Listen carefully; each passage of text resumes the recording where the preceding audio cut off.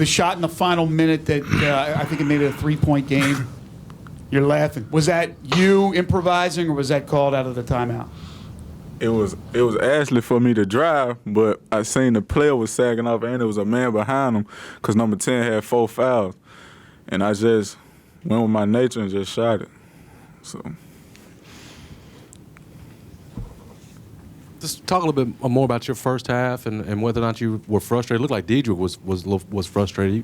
He missed a few shots, but talk about your first half and then just coming back and buckling down in the second half.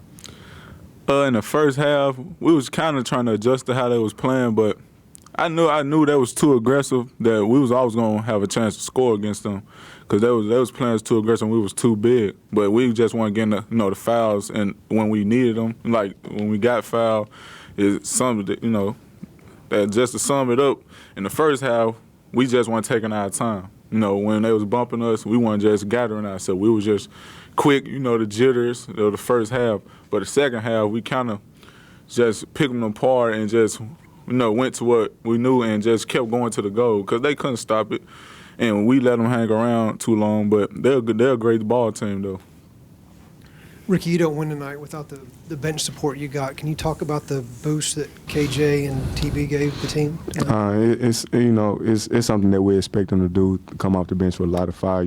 That's their mentality to come out and bring energy. And so I think, the bench did a great job of just coming out and just picking up the pace of the game, and we're not just with scoring, but with defense and rebounding also. So they did a great job.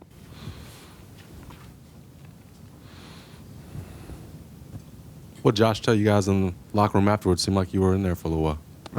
Just talking about the things that we have to get better at. So even with wins, it's always things that you can learn from it. So overall, it was a great win. They're a really hard-nosed team. So we're really proud of this win. It's just things we got to get better at on the offensive, defensive end.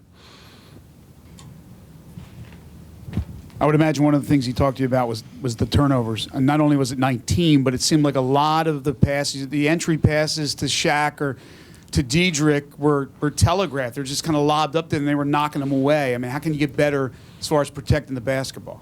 Being stronger with the ball, I would say being tough with it, that's making great decisions. So, it was a kind of couple of passes that we kind of forced in. We could have made a pump fake here and there. So it was a lot of turnovers, but I think in the second half, even when we turned the ball over, we did a great job of getting back. Coach Kirby always preaches that the turnover don't beat you. When you let them score out the turnover, that's what beats you. So I think we did a great job even when we turned the ball over in the second half of just getting back and getting stops.